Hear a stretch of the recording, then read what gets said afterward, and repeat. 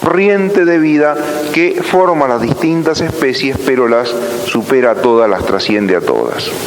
Sería más o menos una versión moderna de la teoría de Heráclito. A Heráclito lo enfrentó Parménides, otro filósofo. Dijo, no puede ser, el cambio no puede ser lo último. ¿Por qué? Y el cambio no puede ser lo último porque lo que cambia es y no es. Es decir, lo que cambia primero no es, después comienza a ser, pero es de tal manera que tiende hacia el no ser, porque al final va a desaparecer. Entonces, como el ser y el no ser son contradictorios, se excluyen, y ambos parecen darse juntos en el cambio tiene que ser una ilusión, el cambio tiene que ser una apariencia. Nuestros sentidos nos engañan cuando nos muestran un mundo cambiante.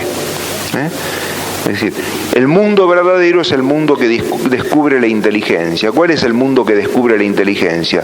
El ser no se mezcla con el no ser y entonces las cosas son estáticas.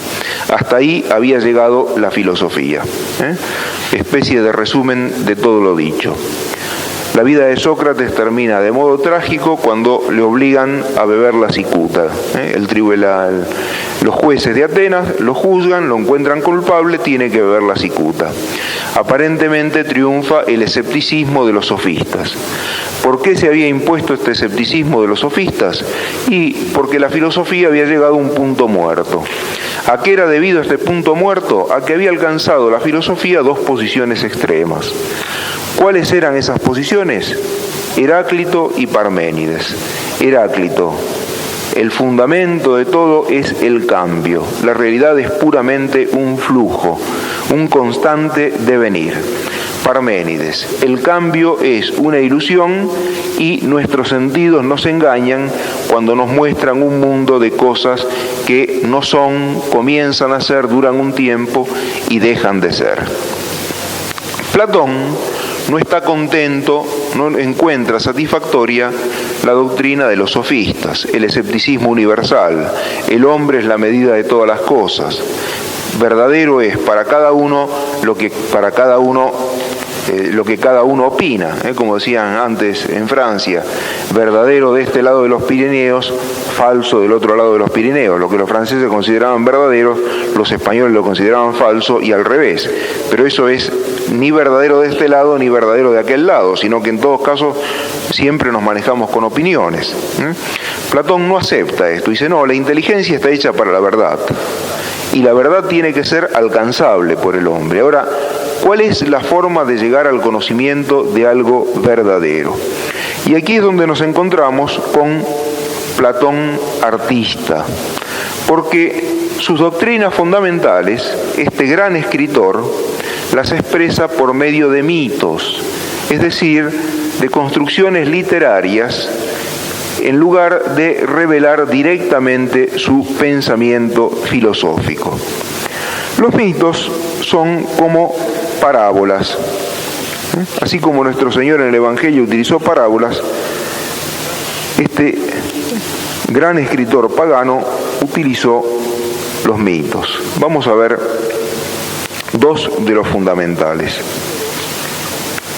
El primero es el mito del carro alado, un carro con alas, volador. Se encuentra en su obra Fedro, o Diálogo sobre el amor. Y el otro que luego veremos es el mito de la caverna. Más o menos sintetizan la doctrina de Platón. En realidad, Platón escribió mucho más, pero las cuestiones fundamentales de su doctrina, las conquistas principales de su pensamiento en su intento de responder a la pregunta ¿cuál es el ser verdadero?, se encuentran en estos dos mitos. En el mito del carro alado o volador del Fedro dice: el alma es semejante a un carro alado, del que tiran dos briosos corceles, uno blanco y otro negro, regidos por un cochero moderador. El caballo blanco simboliza el ánimo o la tendencia noble del alma, la tendencia del alma hacia todo lo noble. El caballo negro significa el apetito o la pasión, sobre todo cuando es baja, bestial. Y el cochero es la razón, que debe regir y gobernar el conjunto. El alma, dice Platón, tiene su lugar natural en el cielo. Platón creía que el alma preexistía al cuerpo. Esto es una idea que estuvo muy difundida en la antigüedad. La unión del alma con el cuerpo habría venido a ser como una especie de caída. Algunos opinaban caída en castigo a algún pecado, otras porque simplemente el ritmo mismo de la naturaleza pide que el alma en determinado momento se una al cuerpo. Pero lo cierto es que el lugar natural del alma es la región del cielo, donde, dice Platón, se encuentran las ideas. ¿Qué son las ideas? Para nosotros, ideas son pensamientos. Uno, si lo representan, se le prendió una lámpara, es decir, lo representan dibujado con una lamparita prendida en la cabeza, se quiere decir, tuvo una buena idea. La idea para nosotros es algo mental. Para Platón la idea no es algo mental. Para Platón la idea es la verdadera realidad. Heráclito decía, el fundamento de todo es el cambio, y Platón responde, no. Por encima del cambio hay algo que permanece. ¿Qué es lo que permanece? La idea. ¿Qué es la idea? Es como el modelo que es imitado por las cosas del mundo. Consideremos el siguiente ejemplo. Es decir, alguien puede tener en su casa un perro. Bueno, ese perro a su vez nació como cachorro de una determinada madre, que a su vez fue cachorro de otra determinada madre. En fin, si el perro es de raza, se le puede seguir durante unas cuantas generaciones la ascendencia.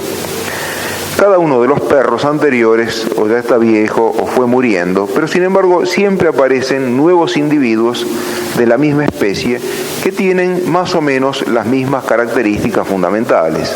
Las características de un perro son las de un perro y no las de un gato. Nadie espera que una perra tenga un ratón y una gata tenga un sapo, ¿no? Es decir, las características, la estructura de la especie se mantiene. Platón se pregunta, ¿y a qué se debe que los individuos pasen, pero la especie permanezca? Dice, que hay una idea que los individuos de este mundo imitan. ¿Qué es la idea? Es como el principio organizador de cada especie. Por ejemplo, antes de hacer este edificio, el arquitecto o el maestro mayor de obras que lo hizo, lo concibió en su mente. La estructura de este edificio que existía en la mente del maestro mayor de obras antes de que este edificio fuera hecho, es la idea de este edificio. Para las cosas que hace el hombre, la idea existe primero en la mente del que las realiza. Pero para las cosas de la naturaleza, la idea no existe en la mente de las que las realiza, porque ningún hombre realiza un árbol, un pescado, un pez, un animal, una montaña, el sol, lo que sea. Pero sin embargo, existen las ideas de las cosas sensibles. ¿Dónde existen? En el cielo. Y en ese lugar celeste, el lugar de las ideas, ahí habitaba el alma antes de encarnarse en el cuerpo. Bueno, ¿cuál es la ventaja de sostener esta teoría con respecto a la realidad? Platón dice, las ideas son inmóviles. Lo que cambia, a nosotros nos parece que el cambio se lo lleva todo, porque lo que cambian son las cosas de este mundo. Pero las cosas de este mundo no son toda la realidad, ni son la parte principal de la realidad, sino que son una débil copia o un reflejo del mundo superior de las ideas donde el cambio no tiene lugar. Esta es más o menos la metafísica de Platón, o, para decirlo con unas palabras más fáciles, la doctrina de Platón acerca del ser. Si la filosofía nace como preocupación acerca del ser, la filosofía se pregunta por la existencia de las cosas, Platón responde: la existencia principal corresponde a las ideas. Las ideas son los modelos permanentes de las cosas de este mundo. Las ideas no cambian.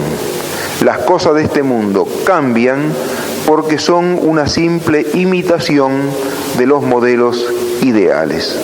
Con eso tenemos superada la antinomia entre Heráclito y Parménides.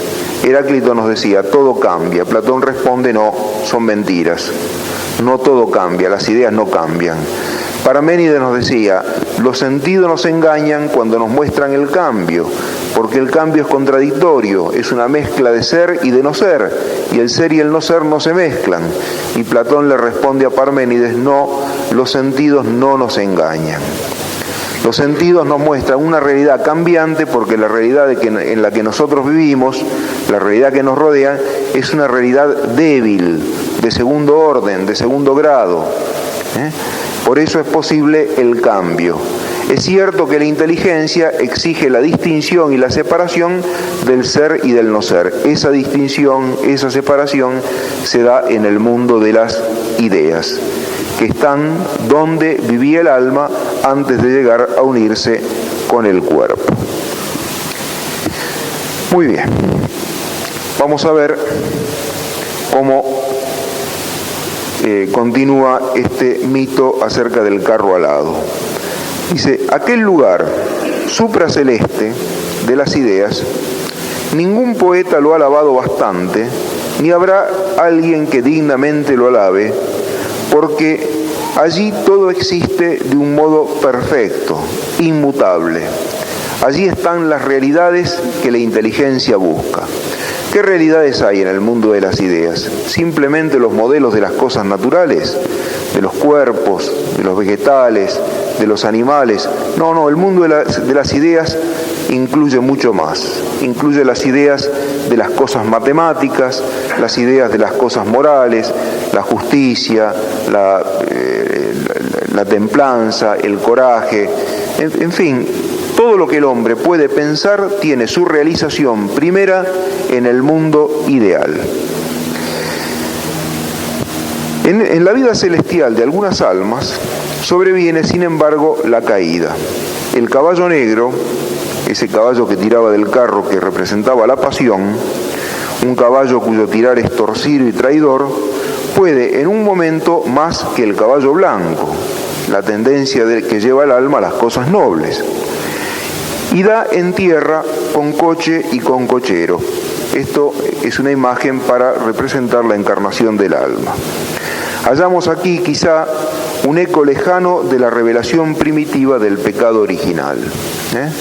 Es decir, tal vez esto sea como el eco en el mundo griego de la caída del pecado original. El pecado original es una caída. Y a los griegos les llegó la idea, el recuerdo de esta caída como un precipitarse del lugar celeste. Como ustedes saben, en el paraíso tuvo lugar una revelación a todos los hombres, es decir, a la cabeza de la humanidad. Cada uno de los pueblos que se fue formando a partir es decir, nuestro padre común, Adán, conservó una cierta idea de las cosas que Dios había comunicado a los primeros hombres en el paraíso. Una idea entenebrecida, ¿por qué? Porque el pecado fue oscureciendo la inteligencia, pero hay como un fondo común de todas las religiones en toda la humanidad. Por ejemplo, la idea de la felicidad original está en todos los pueblos, la idea del diluvio está en todos los pueblos, la idea de una edad de oro que estuvo al principio de la humanidad y que los pueblos esperan por alguna intervención especial de Dios volverla a recuperar, está también en todos los pueblos. Así que este mito de la caída del alma, tal vez, probablemente, sea como un recuerdo borroso de un fragmento de esa revelación original, el estado de felicidad en el paraíso y la posterior caída por el pecado. Bueno, a consecuencia de esta caída, el alma desciende a este mundo y se une a un cuerpo, al que permanecerá adherido mientras, es decir, conserve la vida corpórea. En su nuevo y desventurado estado, el alma olvida las ideas que antes había contemplado de modo directo e intuitivo en el lugar celeste. Ahora tendrá que conocer a través de los sentidos corporales y solo percibirá cosas concretas y singulares. La mayor parte de los hombres piensan que las cosas concretas y singulares son las únicas existentes. Sin embargo, a algunos, el conocimiento de esas cosas despierta el recuerdo de lo que antes habían conocido.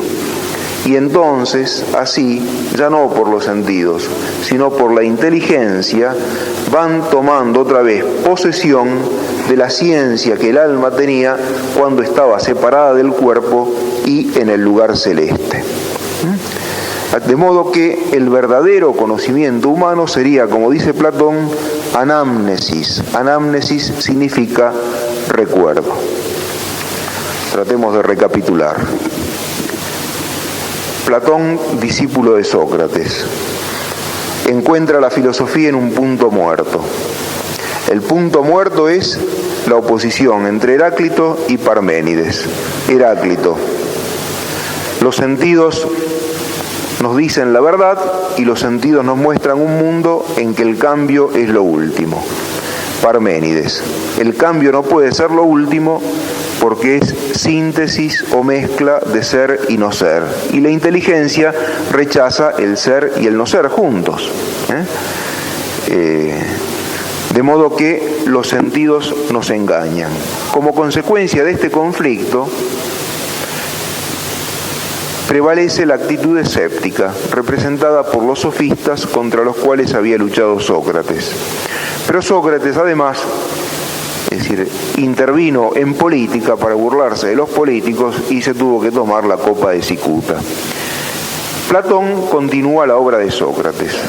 Perteneciente a la nobleza ateniense, su familia esperaba que él iniciara la carrera política. Desencantado de la vida pública, decide continuar con las indagaciones de su maestro.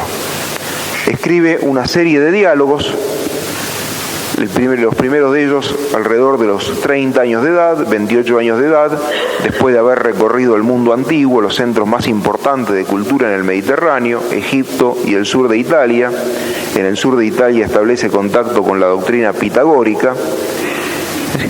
Y la respuesta de Platón a la cuestión de la filosofía, la cuestión de la existencia del ser, viene a ser la siguiente. ¿Cuál es la verdadera realidad? La verdadera realidad es la de las ideas. ¿Qué son las ideas? No son procesos mentales nuestros, sino que son los modelos permanentes de todas las cosas. ¿Dónde están esos modelos? En el cielo. Platón dice un topos uranos, un lugar celeste. ¿Cómo sabemos que están ahí? Porque el alma, antes de unirse al cuerpo, vivía en esa región y allí las pudo contemplar. ¿A qué se debe que actualmente el alma esté unida al cuerpo? A que prevaleció la tendencia del caballo negro. Es una forma de hablar, una forma artística de hablar. El impulso desordenado del alma prevaleció sobre el caballo blanco, la buena tendencia del alma sobre la razón. El cochero no pudo dominar ese tirar torcido del caballo negro y entonces el alma en castigo fue precipitada a este mundo y unida al cuerpo. La mayor parte de los hombres vive de tal manera que toma las cosas del mundo como si fueran las únicas realidades. En realidad no es así, en verdad no es así. Las cosas del mundo son una débil participación de las ideas correspondientes. Por ejemplo, todos los caballos de este mundo son una imitación y una participación de la idea del caballo que existe en el lugar celeste. Y así para cada una de las cosas sensibles, cada una de las entidades matemáticas, cada una de las ideas morales, etc. Algunos pocos hombres, al contemplar las cosas de este mundo, van recordando con gran esfuerzo el mundo de las ideas que habían contemplado antes de la encarnación y entonces ya no hacen caso al dato que les aportan los sentidos, sino a la actividad de la inteligencia que puede cultivar la filosofía. ¿Qué es la filosofía? El conocimiento del verdadero ser, el conocimiento del ser ideal. Esta misma doctrina, más desarrollada, Platón la presenta en el mito de la caverna. Vamos a ver cómo está el mito. La condición humana es semejante a la de unos prisioneros. Ese estado de prisioneros representa a la del alma unida al cuerpo, está en prisión en el cuerpo. La condición humana es semejante a la de unos prisioneros que desde su infancia estuvieron encadenados en una oscura caverna y obligados a mirar a la pared de su fondo, del fondo de la caverna. Supongamos que esta es la caverna y, es decir, este es el fondo. Muy bien. Por delante de la caverna, es decir, hacia allá, este es el fondo, hacia allá, hay un fuego. Y delante del fuego hay como un muro. Los resplandores de la gran hoguera se proyectan sobre el fondo de la caverna. El fuego está allá, la luz se proyecta hacia el fondo. Pero sobre el muro, unos hombres van haciendo pasar figuras de animales, de vegetales, de cuerpos de este mundo, de personas, etc. Y entonces está, es decir, Platón está inventando el cine, ¿no?, con la teoría de la caverna, el foco de luz, las imágenes que pasan delante del foco y la sombra de esas imágenes, la sombra de los objetos que pasan delante del fuego, de la fuente de luz, son proyectadas sobre la pantalla, el fondo de la caverna. Platón dice, los que desde la niñez están encadenados dentro de la caverna, tomarán a esas sombras por la verdadera realidad. ¿Qué nos quiere decir? Estas sombras que se proyectan sobre el fondo de la caverna, ¿qué son? Las cosas del mundo, no son la verdadera realidad. La verdadera realidad es lo que está de espalda a los que están encadenados, pero no la pueden ver porque están todos mirando hacia acá. Es decir, no saben que detrás de ellos hay un fuego y hay gente que transporta objetos delante de ese fuego y por lo tanto no saben que las sombras que ven acá proceden de allá. Es semejante a la condición de aquel que piensa que las únicas cosas que existen son las cosas del mundo y no saben que las cosas del mundo son participación de las cosas del mundo ideal. Bueno,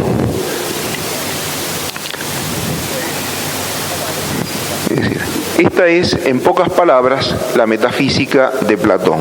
Pero de esta metafísica deriva una ética y una política, como en Sócrates. A Sócrates también la preocupación metafísica lo había llevado a la política. ¿Cómo había sido aquello? Sócrates estaba convencido de que el mundo es inteligible y que el hombre, por su inteligencia, puede comprender al mundo y más allá del mundo puede llegar a conocer a la inteligencia que está por encima del mundo.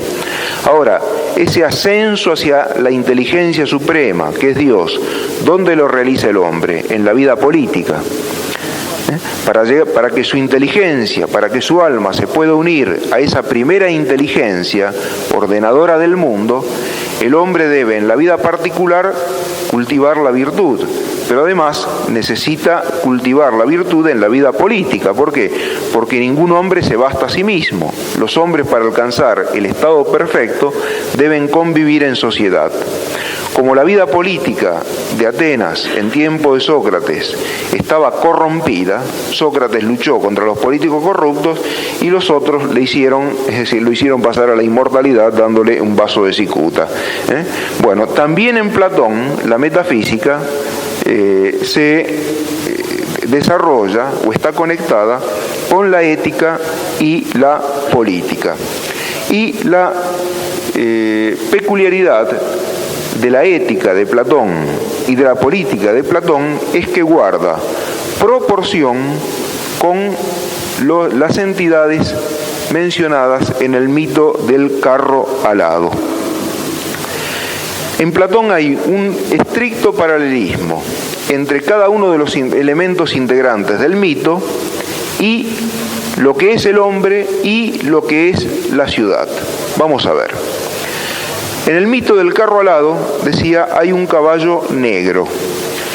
¿Qué representa eso en el hombre? Representa los apetitos desordenados. Pues bien, así como hay un paralelismo entre ese caballo negro y una parte del alma humana, las pasiones, hay también un paralelismo con una parte de la vida política. ¿A qué sector de la vida política representa ese caballo negro? Representa, Platón no era democrático, al pueblo. ¿Por qué? Porque el pueblo se rige por las pasiones.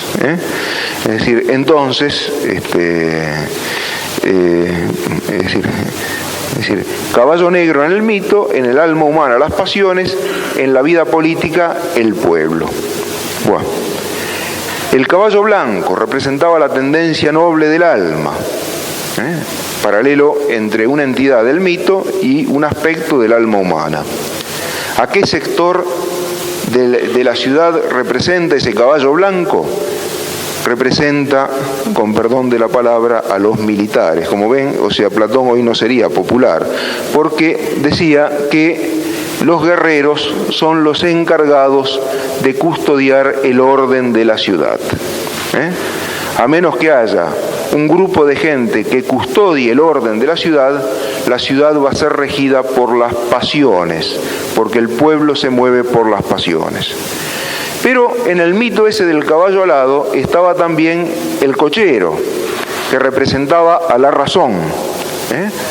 El cochero en el alma humana representaba a la razón. Y en la ciudad, ¿a quién representa el cochero? A los gobernantes, supuesto que los gobernantes sean filósofos. Bueno, Platón era utopista. Y para cada una de las partes del hombre y de los elementos de la ciudad, Platón postulaba una virtud. La virtud del pueblo, para que llegara a ordenar sus pasiones, tenía que ser la templanza, la moderación en los apetitos. La virtud de los guerreros, para que llegaran a cumplir dignamente su cometido, la misión que tenían asignada, era la fortaleza. Evidentemente, la vida militar, cuando es bien llegada, exige fortaleza. Y la virtud de los gobernantes, que representaban al cochero del carro alado, pedía la virtud de la razón. Tanto en el hombre aislado, particular, como en la ciudad, que viene a ser como un gran hombre, cuando se dan las tres virtudes, templanza, fortaleza y razón, entonces aparece la cuarta virtud, armonizando todo, que es la justicia. ¿Cuándo el hombre particular es virtuoso? Cuando es justo, porque para ser justo tiene que tener templanza en sus apetitos, fortaleza en el ánimo y prudencia en la razón. ¿Cuándo el funcionamiento de la ciudad es perfecto? Cuando hay justicia, porque entonces la vida del pueblo tiene que estar regida por la templanza, la vida de los guerreros por la fortaleza y la vida de los gobernantes por la prudencia. Dijimos muchas cosas, entonces vamos a tratar de recapitular, pero además escribir.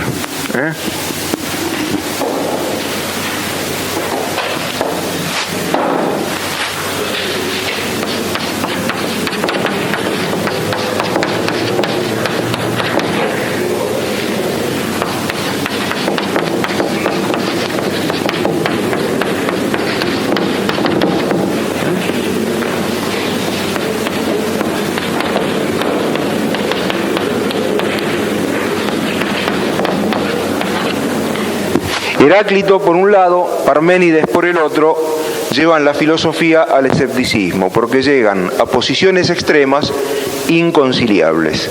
El cambio es la última realidad. Heráclito, Parménides, el cambio es una ilusión, nuestros sentidos nos engañan, la inteligencia excluye la unión del ser y del no ser que se da en el cambio. A consecuencia de este escepticismo, pulula una actitud cultural, la sofística.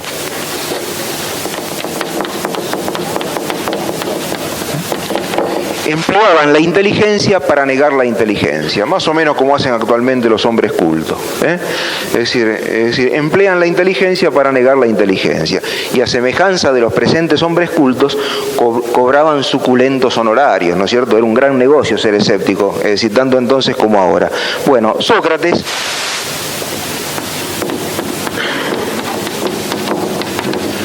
combate contra los sofistas. O sea, el hombre no tiene en vano la inteligencia, el mundo se deja conocer y conociendo el orden del mundo, el hombre puede llegar a conocer al Dios.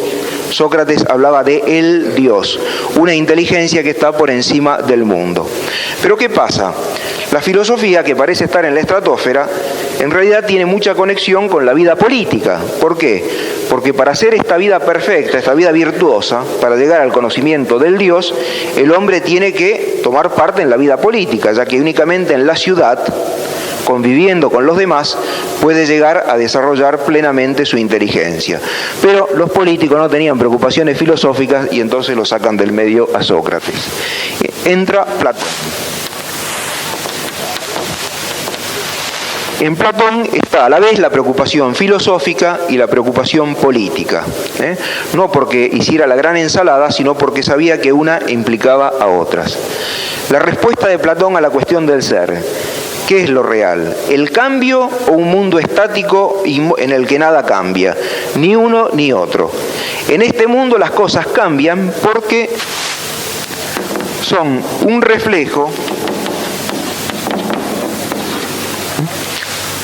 del mundo verdadero, participan del mundo verdadero.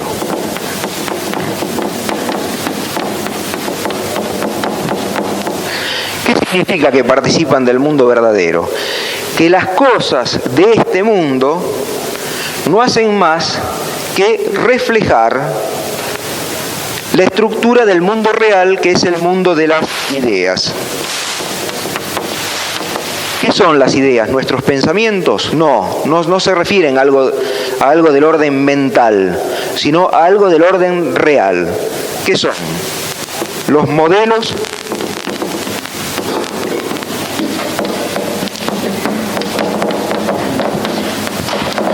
permanentes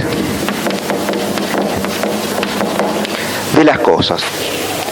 ¿Cómo conocemos la existencia de las ideas? Porque el alma ya las conoció cuando vivía separada del cuerpo. A causa del predominio del caballo negro, del mal impulso, del desorden pasional, es decir, el caballo que tira torcido, desviado, el alma se encarnó. Al encarnarse, la mayor parte de los hombres piensan que el mundo que nos revela la sensibilidad es real, pero esto es falso. Algunos recuerdan, viendo las cosas sensibles, los modelos inteligibles, y así nace la filosofía. ¿Cuál es la misión del filósofo en este mundo? Está expresada por el mito de la caverna, el cine. Es decir, los hombres que están mirando las figuras proyectadas del fondo, desde la parte anterior de la caverna, miran hacia el fondo, ven las imágenes y confunden las imágenes con la realidad. La misión del filósofo consiste en despertar a los hombres de su sueño, hacerles entender que lo que están viendo son simplemente sombras, imágenes, que la verdadera realidad es otra. Pero para que los hombres puedan despertarse de su sueño, es necesario que la vida política viene de polis significa ciudad, la vida de convivencia de los hombres en la ciudad sea justa y apunte al bien supremo del hombre, que es el bien de la inteligencia. Y entonces encontramos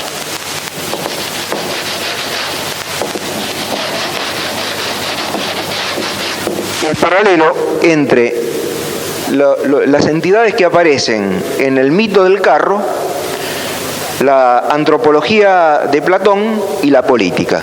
Tenemos el caballo negro. En el hombre pertenece a la pasión.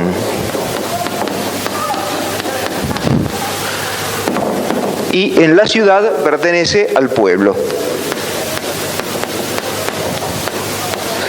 Para que las cosas anden bien, la virtud que se pide tanto al hombre singular como a la ciudad, para esta parte, tanto del hombre como de la ciudad, es la templanza.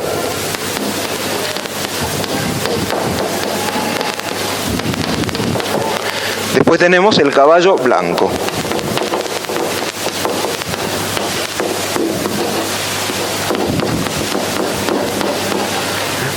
En el hombre corresponde al ánimo, se llama ánimo a la tendencia del alma hacia todas las cosas nobles, justas, el apetito de las cosas justas y nobles.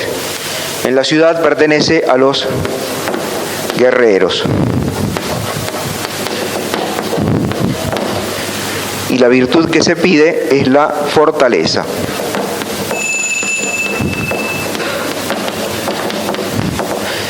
Y después el cochero es la razón, en el hombre es la razón, y en la ciudad son los